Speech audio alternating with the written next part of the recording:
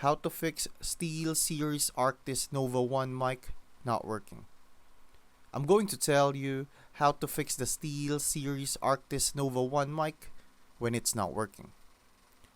First, make sure the mic is properly plugged in. Check the connection between the headset and your PC or console.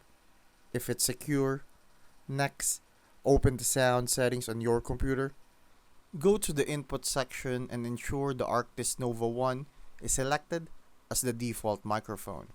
If that doesn't solve the issue, check the microphone's mute button, usually located on the headset. Make sure it's not muted. Next, update your audio drivers.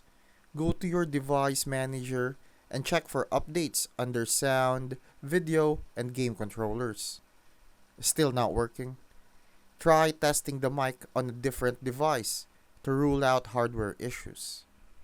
Finally, if nothing works, reinstall the SteelSeries engine software and reset any settings related to audio input.